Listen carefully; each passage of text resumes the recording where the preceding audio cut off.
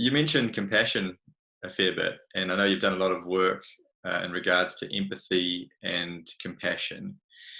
Um, how do we best put compassion into practice in our daily lives? Um, especially when we're having our own struggles. Yeah. Is it as simple as just doing something kind for somebody else, or are there any other ways that we can practice compassion?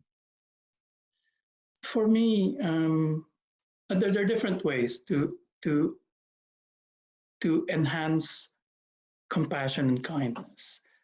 Like what you mentioned, doing kind things potentially can increase your sensitivity to compassion, because when you do kind things, and hopefully not expecting anything in return, so that's a higher level of kindness, as you do something kind and you don't expect anything.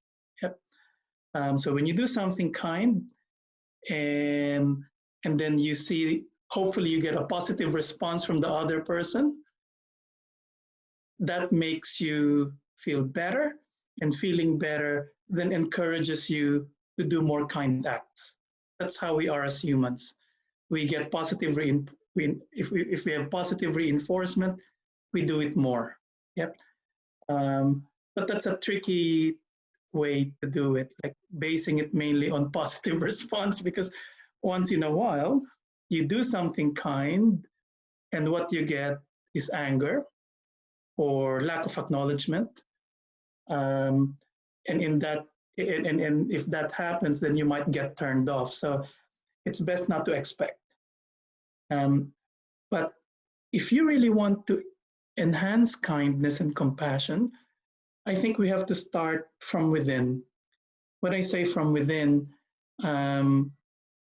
understanding that deep inside, all of us are actually the same.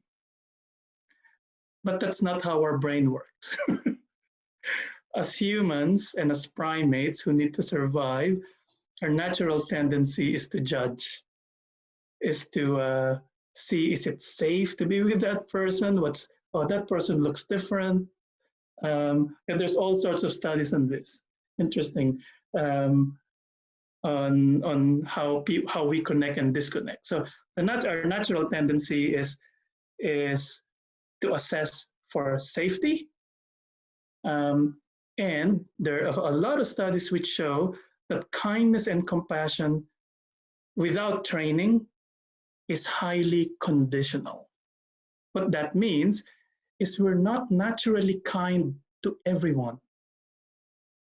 Our kindness and compassion is more automatic when it comes to family members, friends, people within our group, what we call your in-group, which can be your countrymen or people in the same religion, people of the same ethnicity, people of the same sports group. So our natural tendency without training is to be kind and compassionate to people similar to us.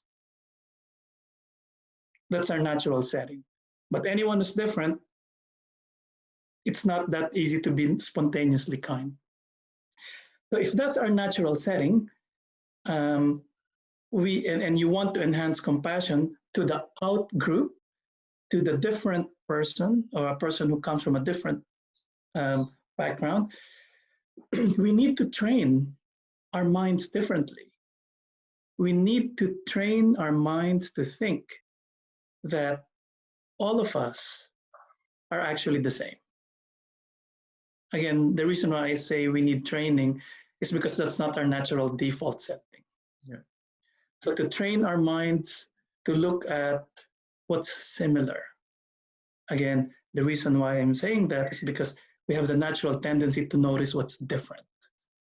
So to train our minds to look at what's similar with that homeless guy, what's similar between me and him, what's similar between me and people in Africa, or what's similar between me and the other sports team. It requires training, and there's actually compassion training meditation as well. So there's compassion training, there's also compassion training meditation, but there are also clinical, formal training programs to enhance compassion in a secular setting.